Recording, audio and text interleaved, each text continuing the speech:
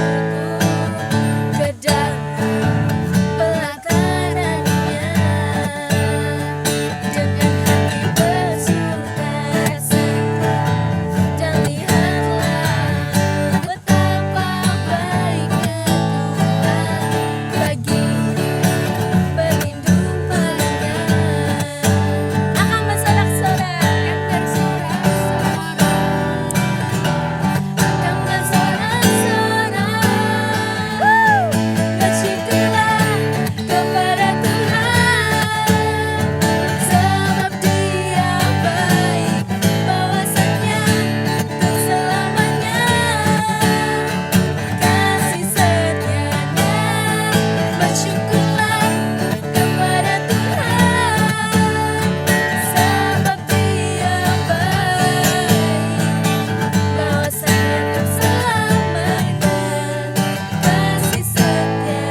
kepada Tuhan, sebab Dia baik, bahwasannya untuk selamanya kasih setianya.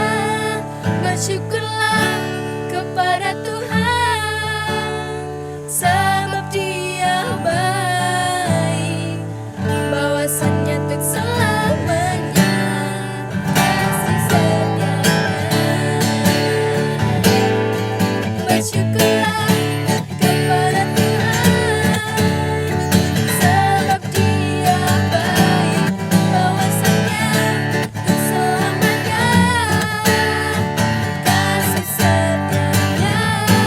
Bersyukurlah kepada Tuhan, sebab Dia baik, bahwasannya untuk selamanya kasih setianya.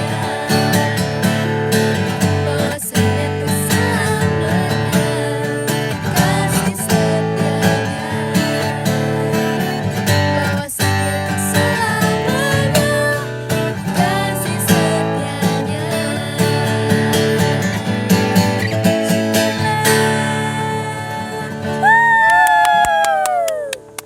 Puji Tuhan, kita tahu kasih Tuhan sangat besar buat kita, sehingga Dia mengorbankan nyawanya untuk kita semua. Yuk, sebelum firman Tuhan kita nyanyikan lagu Terlalu Besar.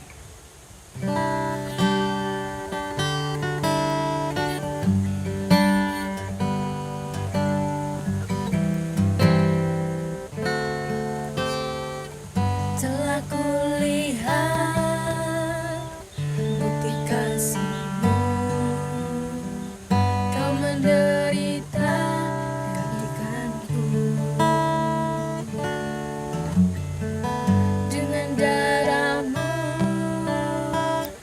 Kau selamatkanku, kini ku hidup menyenangkanmu. Telah kulihat bukti kasih-Mu, Kau menderita gantikanku. Dengan darah-Mu Tuhan, Dengan darah-Mu Kau selamatkanku, kini ku hidup menyenangkanmu. Terlalu besar kasih-Mu Bapa, pengorbanan yang Kau berikan bagiku. Terlalu mahal darah-Mu Yesus, tercurah untuk menebus hidupku. Terlalu besar kasih-Mu Bapa, pengorbanan yang Kau berikan bagiku. Terlalu mahal darah-Mu Yesus, tercurah untuk menebus hidupku. angkat tangan kita. Terlalu besar kasih-Mu Bapa, pengorbanan yang Kau berikan bagiku. Terlalu mahal darah-Mu Yesus, tercurah untuk menebus hidupku. Tercurah untuk menebus hidupku. Tercurah untuk menebus hidupku.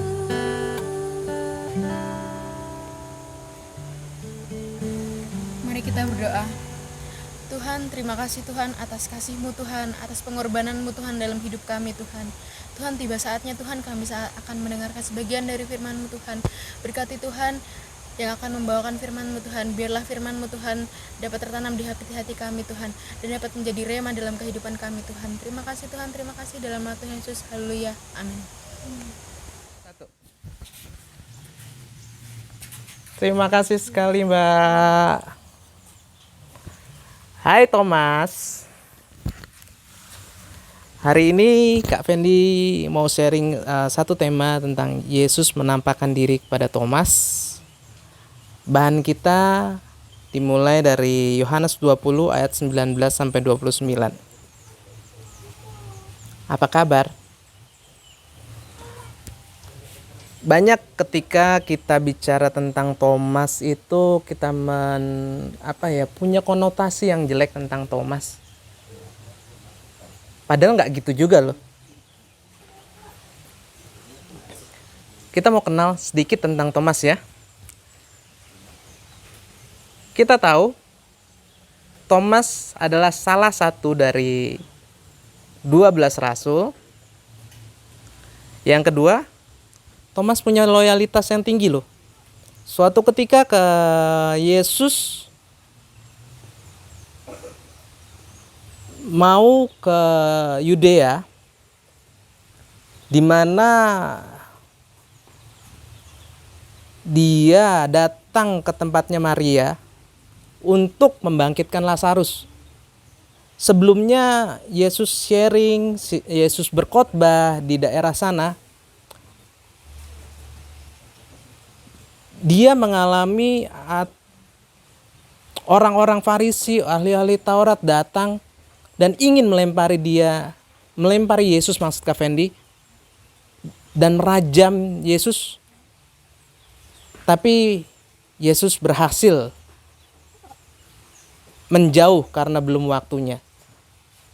Dan di saat itu pula Yesus harus datang untuk membangkitkan Lazarus di tempat yang sama. Maka Thomas berkata, marilah, mungkin kita harus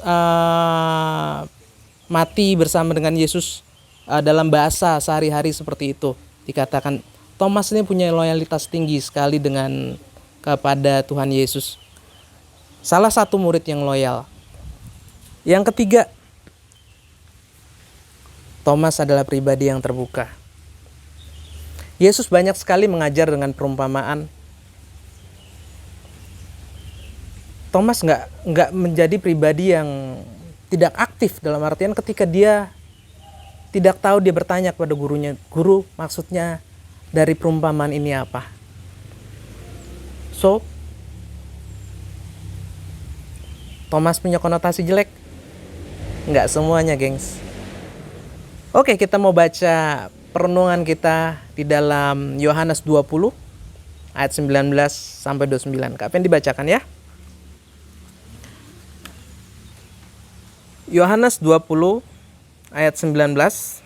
Ketika hari sudah malam pada hari pertama minggu itu, berkumpullah murid-murid Yesus di suatu tempat dengan pintu-pintu yang terkunci karena mereka takut kepada orang-orang Yahudi pada waktu itu. Datanglah Yesus dan berdiri di tengah-tengah mereka dan berkata, "Damai sejahtera bagi kamu." Dan sesudah berkata demikian, ia menunjukkan tangannya dan lambungnya kepada mereka. Murid-murid itu bersuka cita ketika mereka melihat Tuhan. Maka kata Yesus sekali lagi, "Damai sejahtera bagi kamu, sama seperti Bapa mengutus aku, demikian juga sekarang aku mengutus kamu." Dan sesudah berkata demikian, ia menghembusi mereka dan berkata, "Terimalah Roh Kudus. Jikalau kami mengampuni dosa orang, dosanya diampuni, dan jikalau kamu menyatakan dosa orang tetap ada, dosanya tetap ada." Ayat ke-24, tetapi Thomas, seorang dari ke-12 murid itu yang disebut Didimus, tidak ada bersama-sama mereka ketika Yesus datang ke situ. Ya, Thomas tidak ada pada saat Yesus datang menghampiri murid-murid yang lain di suatu ruangan. Kak Fendi yakin, sekalipun murid-murid pada saat itu merasa ketakutan yang sangat, ditinggal gurunya yang dikatakan sebagai Mesias, sebagai anak Allah yang hidup, tetapi harus menderita. Bukan hanya menderita, bahkan dia disalib, bahkan dia harus mati. Hilang sudah. Mungkin pada saat itu murid-murid sampai ketakutan, masa depan kita gimana? Mungkin di sana ada fellowship bareng, mungkin mereka menangis bareng. Disitulah Tuhan hadir. Tapi dikatakan di ayat 24, tetapi Thomas tidak ada bersama mereka. Alkitab tidak mencatatkan Thomas kemana, Thomas saat itu nggak ada di mana. Tapi ini satu poin penting. Ibrani 10 ayat 25 katakan seperti ini. Janganlah kita menjauhkan diri dari pertemuan-pertemuan ibadah kita seperti yang dibiasakan oleh setiap orang. Tetapi marilah kita saling menasehati dan semakin giat melakukannya menjelang hari Tuhan yang mendekat. Apa sih Kak dampaknya ketika kita udah lama gak fellowship, udah lama gak datang ibadah? Pertama, kita bisa lihat di dalam ayat 22. Kita kehilangan yang namanya berkat dan rahmat Tuhan. Ayat 22, Kak Fen dibacakan lagi. Dan sudah berkata demikian, ia menghembusi mereka dan berkata, "Terimalah Roh Kudus."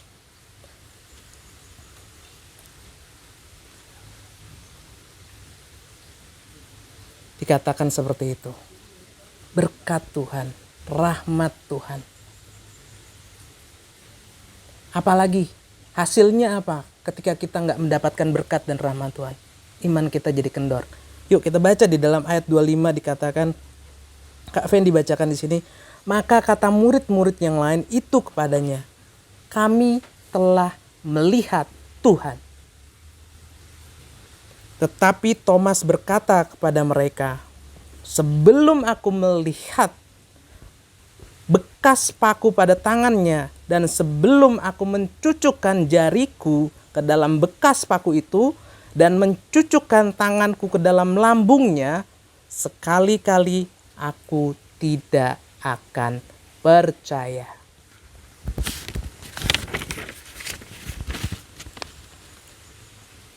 Di sini Kak Fendi membayangkan sementara teman-teman Thomas ketika bilang kepada Thomas, aku lihat Tuhan loh. Di mana murid-murid yang lain ditunjukkan bekas luka, bekas paku yang tertusuk di tangannya Yesus. Bahkan lambungnya ditunjukkan. Mereka ditunjukkan kemahakuasaan Tuhan. Di dalam ruangan tertutup, tiba-tiba Tuhan hadir di sana.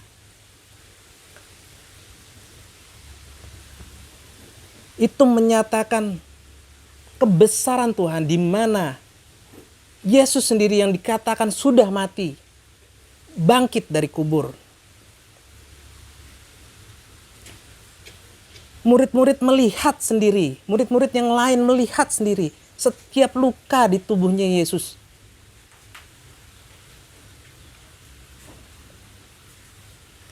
Yesus yang dipaku, Yesus yang dilukai, Yesus yang disalib, Yesus yang mati, Yesus yang dikubur, dan bangkit adalah Yesus yang sama. Di mana Thomas nggak dapat pengalaman yang sama.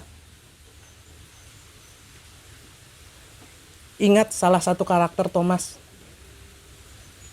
Salah satu karakter Thomas adalah pribadi yang terbuka. Pribadi yang apa adanya. Dia bilang,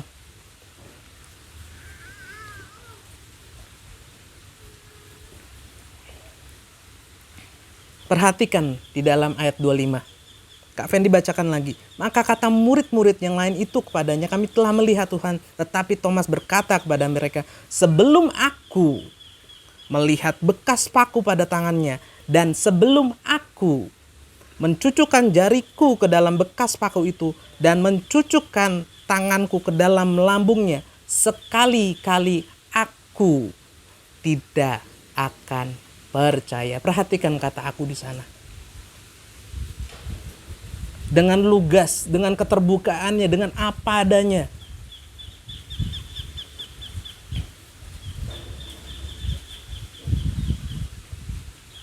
Dikatakan, sebelum aku lihat sendiri, sebelum aku cucukkan jariku.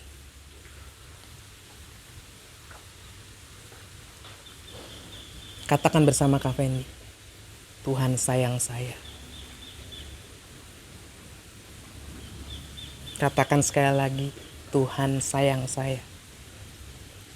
Yes. Thomas yang gak hadir dalam fellowship pada saat itu. Thomas yang berkata, sebelum aku mencucukkan jariku, sebelum aku melihat sendiri, aku gak akan percaya. Luar biasanya Tuhan kita. Tuhan sangat sayang kepada kita, sekalipun kamu gak percaya. Di ayat yang ke-26 dikatakan seperti ini. 8 hari kemudian murid-murid Yesus berada kembali dalam rumah itu, dan Thomas bersama-sama dengan mereka. Sementara pintu-pintu terkunci, kembali lagi sementara pintu-pintu terkunci, Yesus datang dan ia berdiri di tengah-tengah mereka dan berkata, damai sejahtera bagi kamu. Kemudian ia berkata kepada Thomas, ia di sini adalah Yesus, taruhlah jarimu di sini dan lihatlah tanganku, ulurkanlah tanganmu dan cucukkan ke dalam lambungku, dan jangan engkau tidak percaya lagi, melainkan percaya. Katakan wow. Wow. Tuhan sayang kita.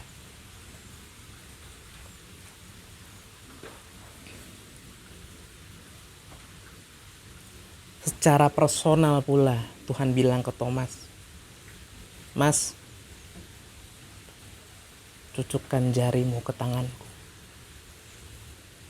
cucukkan jarimu ke lambungku, dan jangan kau tidak percaya lagi. Tuhan sayang Thomas.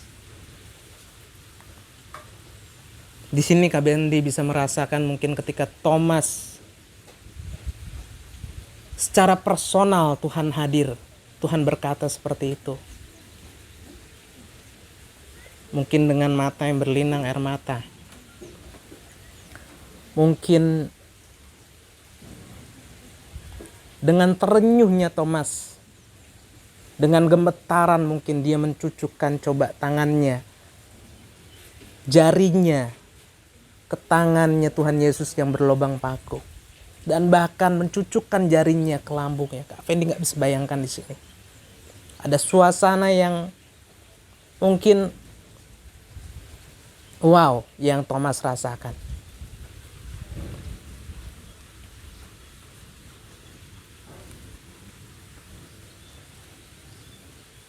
Dan puji Tuhan, ayat 28 Kak Fen dibacakan.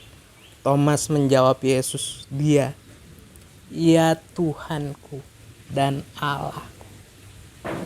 Wow. Thomas merasakan personal encounter tersendiri. Merasakan kehadiran Tuhan dalam hidupnya. Wow.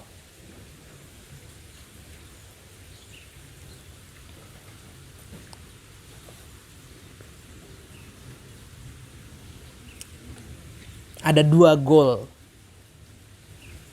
yang Kak Fendi mau sharingkan pada pagi hari ini. Yang pertama, yuk ibadah. Tadi Kak Fendi bilang ada dampak ketika kalian menerima ibadah. Kalian datang diberkati.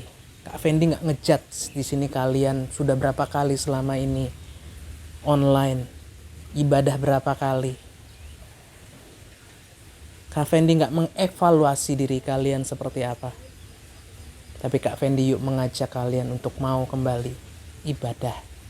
Karena ibadah penting. Karena dengan begitu kalian dikuatkan. Kalian menerima berkat dan rahmat Tuhan. Tujuan yang pertama, yuk ibadah. Yang kedua, percaya dan rasakan hadirat Tuhan secara personal. Seperti Thomas. Thomas merasakan kehadiran Tuhan secara personal.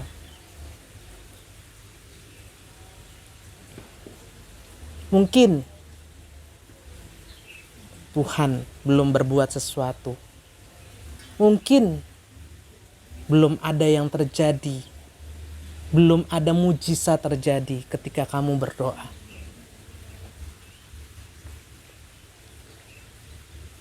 Mungkin belum bla bla bla dan segala macamnya. Tapi percayalah, rasakan hadirat Tuhan hadir secara personal dalam hidup kalian.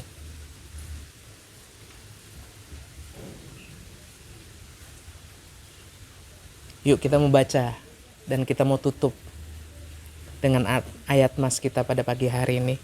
Di dalam ayat 29, Kak Fendi bacakan. Kata Yesus kepadanya, karena engkau telah melihat aku, maka engkau percaya. Berbahagialah mereka yang tidak melihat namun percaya. Ayat emas pada pagi hari ini sebenarnya bagian B. Tapi Kak Fendi merasakan saya harus membacakan ini satu ayat full. Karena coba kita bacakan. Saya bacakan lagi sekali lagi untuk kalian. Kata Yesus kepadanya, karena engkau telah melihat aku, maka engkau percaya. Berbahagialah mereka yang tidak melihat namun percaya. Dapat? Bukankah kita orang-orang yang berbahagia? Haleluya. Mari kita nyanyikan satu lagu, Hatiku Percaya.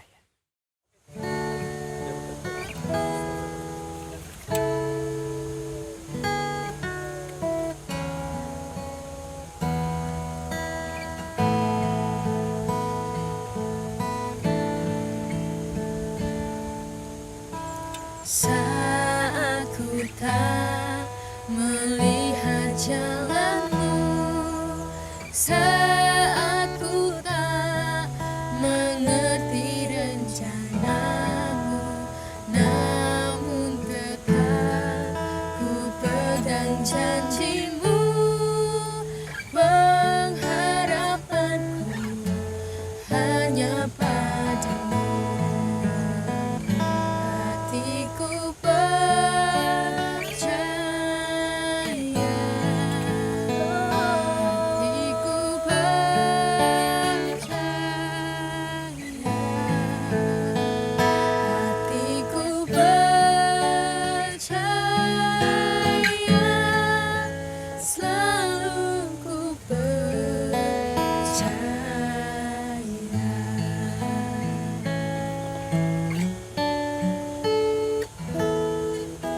Saat ku tak melihat jalanmu, saat ku tak mengerti rencanamu, namun tetap ku pegang janjimu.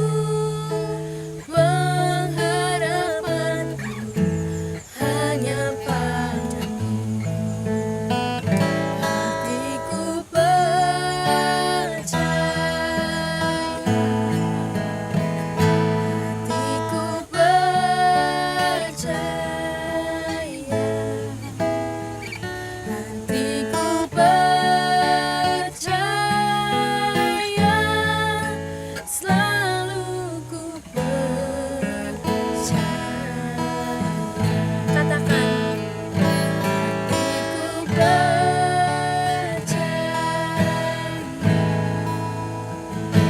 hatiku percaya,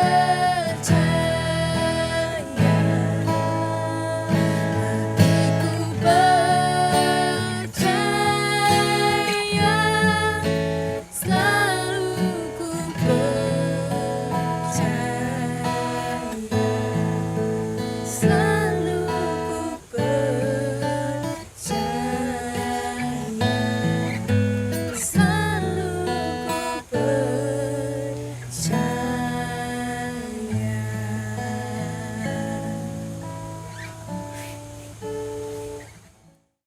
Yuk teman-teman, kita mau akhiri sharing pada pagi hari ini dengan doa. Kita mau tutup. Persiapkan hati kalian.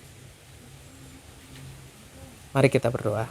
Bapa kami yang bertata dalam kerajaan surga, terima kasih buat firman-Mu pada pagi hari ini. Kiranya firman-Mu boleh menyadarkan kami Tuhan, betapa pentingnya ibadah. Betapa pentingnya Tuhan kami untuk dapat menikmati hadirat-Mu Tuhan. Ajari kami untuk percaya. Sekalipun mungkin Tuhan belum ada mujizat terjadi dalam kehidupan kami. Sekalipun mungkin belum terjadi perubahan yang signifikan Tuhan ketika kami berdoa. Tapi kami mau percaya Engkau hadir dalam kehidupan kami secara personal. Tuhan, terima kasih. Engkau sayang sama kami Tuhan. Engkau tidak pernah meninggalkan kami. Tetaplah tinggal di dalam kami. Bertumbuhlah di dalam kami. Hiduplah bersama kami Tuhan. Atas apa yang kami kerjakan, atas apa yang kami doakan, atas apa yang kami rindukan, semuanya kami serahkan ke dalam tangan-Mu Tuhan. Kami percayakan seluruh kehidupan kami ke dalam tangan-Mu. Terima kasih. Terima kasih Tuhan. Kiranya kasih karunia Allah Bapa, Allah Putra, Roh Kudus yang menghidupi seluruh kehidupan kami. Kiranya kemurahan, berkat Allah, cinta dan kasih karunia-Mu Tuhan atas kehidupan kami melimpah. Dimanapun kami berada, Engkau hadir. Terima kasih Tuhan, terima kasih. Kami bersyukur. Segala puji syukur kami naikkan di dalam nama Tuhan Yesus Kristus. Kami berdoa, mengucap syukur. Haleluya. Amin.